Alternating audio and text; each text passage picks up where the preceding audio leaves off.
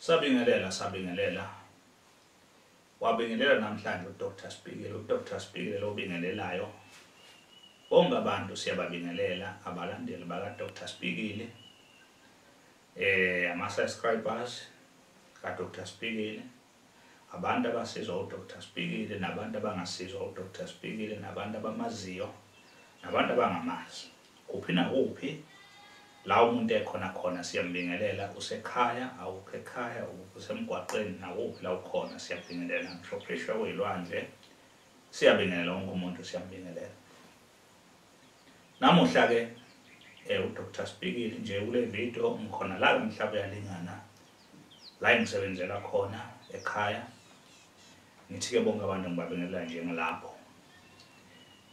Namhlanje ke ngoba ngihlezi ngisho kubantu ukuthi uma ngabe kwenzeka kuzokwenziwa ivideo kube khona isihloko esikhuluma ngaso la, asikhuluma ngezinto nje ezithandwa yithina, sikhuluma ngezinto abantu esuke bazibuzile bese siyabachazela zona. Uma ngabe abantu baze baba yi4 bakhuluma ngento eyodwa, suke vele kucaca ukuthi baningi abantu esuke banaleso simo leso abafuna ukwazi leyo nto. Bese sisuka lapho senza ke ivideo. Njengamanje ke sikule video nje awuningi kakhulu namhlanje sizokhuluma ngakho. Kodwa ke sizokhuluma ngakho namhlanje kunabantu abangibuzile ngendaba zeziphakamiso. Njengoba uDr. Spikile waziwa la ekhaya ukuthi into ayenza kakhulu la abhizi ngayo kakhulu indaba zeziphakamiso. Abantu esuke befuna ukulungisa ukukhuphula amabhizinisi abo, bafuna ukukhuphula izinga labo lengcebo ezintweni zabo. Labo bantu ke labo ibona abangibuzayo ukuthi lezi ziphakamiso zakho Dr. Spikile zehlukene kangaka. Ukwehlukana kwazo okubaluleke kakhulu ke la iphakamisweni ayilingani. Ngenxa ukuthi ke abantu amandla abanawo awaningani noma ke ngothi ke abanye abantu abanawo amandla. Iziphakamiso esinazo la ekhaya sayihlukanisa kathathu. Zihamba imikhakha emithathu. Number 1, number 2, number 3. Bese ishiyana ngamandla khona, ukusebenza kwakhona, nespeed nesivinini. Ukuthi mangabe lesiphakamiso siphusha lento zakho siphusha kangakanani. Senza unumber 1 ngenxa ukuthi khona abantu abanamandla amancane abafuna ukuthi nje basafuna ukuvuka empilweni noma basafuna ukuhlanganisa izinto zabo. Amandla ukuthi bathathe isiphakamiso esikhulu abanawo. Kwase bakhona number 1 esowenzayo. Bese landela unumber 2 bese sigcina ngonumber 3. Number 3 ke esokugcina nci esinaso la ekhaya asike singaphezulu kwa number 3. Wokugcina lokho esinakho shena ngamandla bese umuntu uyazikhethela yena ukuthi mhlamba amandla ami ngiqualify ukuthi ngathatha unumber 1 aphushe ngonumber 1 asebenze ngaye. Uma esemsebenzela unumber 1 sengebuya futhi azothatha unumber 2. Uyawazi ukuphinda ukhuphule izinga up until uzofika unumber 3. Abanye ke mabefika bayagaxa nje number 3. Zishiyana kanjalo nje iziphakamiso zala ekhaya. Shiyana kanjalo ngenxa ukuthi sifisa ukuthi wonke umuntu ekwazi ukungena. Ingabe bikho intwana ukuthi ke hayi ke mina nginawo amandla ami mancane kakhulu futhi ngeke ngikwazi ukuthatha isiphakamiso kaDr. Spikile. Cha, ziyathatha. Uma ngabe umuntu ehluleka futhi ukuzo zonke lezi ziphakamiso ngoba into senkulu sokuthi umuntu asizakala. Nobani ekwazi ukungena ngabikho umuntu oyovaleleka ngaphandle. Sinayo insebenzo futhi encane nje engabizi kakhulu ekwazi ukuthi kunyuse wena ukwazi ukufinyelela kulezi zinga lokuthi nawe ugcine nawe usuthatha isiphakamiso la ekhaya. Khona indlela enjalo esiyesibenzele yona abantu. Ilokho nje sekwenza la ekhaya. Bangibuzile abantu abaningi ngalokho ngabachazela ukuthi cha mawubona ukuthi hey cishe amandla ami awafinyelele isiphakamisweni. Kodwa nami ngiyafisa nami ukuthi kwenzeke.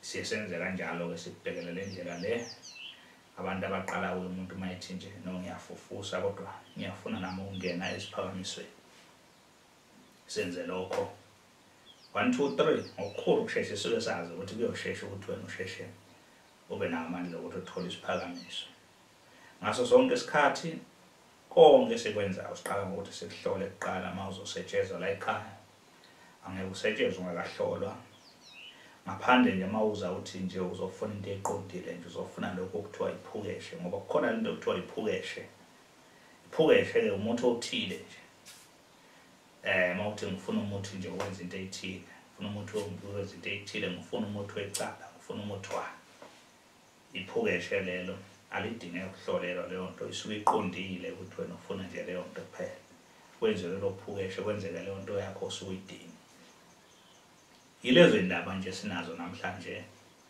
engithi angicacisela abantu ukuthi le ndaba iphakamiso ihamba kanjani iloko nje akuningi kakhulu kodwa ngapha ephakamisweni qale sikuhlole siyahlola la ekhaya siyamhlolela umuntu la esigodlweni ikhona lokho ku-right kakhulu ukuthi ube la esigodlweni ngoba nathi akusidonsise kanzima kodwa mawukude siyakuhlolela futhi izi network yethu kumele isebenze kanzima mangabe sikuhlola ukude lesebenzisa yona lesensa yethu ye-network ekuyona esebenzisa yona masihlole isebenza kanzima ke mawukude kodwa khona futhi siyakuhlolela kuba njalo nje ilezo indaba nje ezikhona esithi asithinte osunda namhlanje lokho bafowethu nodadewethu abantu kade banale inkinga namhlanje ngiyethemba ukuthi bacaciseleka kahle ukuthi kuhamba kanjani iphakamiso zala ekhaya aze expire ayikho into ukuthi ziyavuselelwa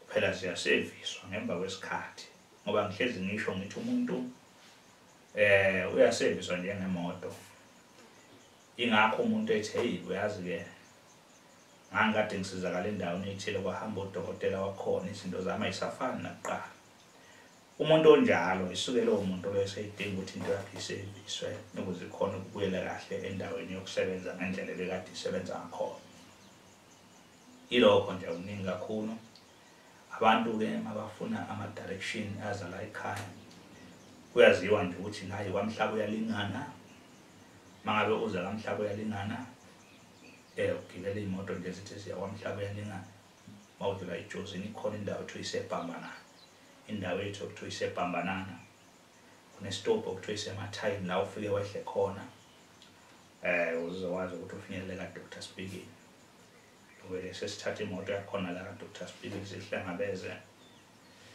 uzofinyelela la ekhaya uma ngabe uhamba ngemoto yakho njalo siyakudirect ukuthi ujika la uhambe kanje uzozongena eceleni la Dr. Speaking ilezo indaba ekhona akubhukwa ke uza la ekhaya ize kugcwala ngoba kuyagcwala kakhulu kodwa akubhukwa mawusazisile nje ukuthi ngedate ethile ngiyeza futhi makuthi ushilo leyo date bese usho namhlanje usikhumbuze namhlanje kusasa njalo kunjalo ngiyeza ukuze ungayitholi kanti usohamba kanzima uzohamba ukuza abantu ngoba kufuna sekunake ngalolu suku oza ngalo sekugade ukuze ukwazi ukuthi uhambe kahle indlela yakho iqonde bonke abantu abathi bayafona bathi bangithole ngaleso sikhathi bangaphatheki kabi nibaningi kakhulu enifonele enambeni ka Dr. Speaking kuyenzeka nje impela ngosuku kufana abantu esingathi mhlambe bayiqala noma wo50 beze u100 beze uba abanye bafuna ukuchazelwa izinto ezithile ngama product wabo nezinto zabo kuningi nje okwenzakalayo kodwa ngiyenza sure ukuthi ngiba ne-airtime ukuthi umuntu ngiphinde ngibuyele kuye kade ngithinta engangitholi ngaleso sikhathi ukuze ngikhona ukuma-attenda ngizwe ukuthi uthini ilezo indaba nje zikhona esingazo namhlanje la kule channel ka Dr. Speaking ngoba ngihlezi ngisho ngithi ke kule channel asikhuluma izinto ezithandwa yithi asikhuluma ngengane kwani sikhuluma ngezinto okuyothi nawe noma ufika la ekhaya ka Dr. Speaking lezi zinto uyithole zikhona futhi zenziwa njengoba bekade sishona ku video ilokho nje angeke sifike la senze okunye ekade singazange sichaza kodwa nje kuba into nawe obukade uyibukela yona video siyixoxa nawe nangempela ufice unjalo Yilokho nje ukuningi kakhulu ke bonke abantu ke nje abafisa ukuba nemibuzo abafisa ukuthola ulwazi ngoba uDr Spikili lona udokotela osothe ukuhamba ibanga elide ke kulomsebenzi wokusiza abantu. Zikhona zona izinto angazazi ngoba ngeke umuntu azi yonke into ngoba umhlaba mkhulu kakhulu nezwe likhulu kakhulu, kodwa iningi lazi izinto nje ezithinta umuntu mayiphila nomuntu uphila la emhlabeni. Iningi lazo sesike sayibona zenzeka, ingakho sithi sesihambe ibanga elide ngaleso sizathu. Umuntu makuthola nemibuzo afisa ukuyiqonda singabi nawo umono ukuthi simchazele ngaphandle kokuthi ethi ufuna usizo kithi kaDr Spikili. Ilokho nje ukuningi kakhulu.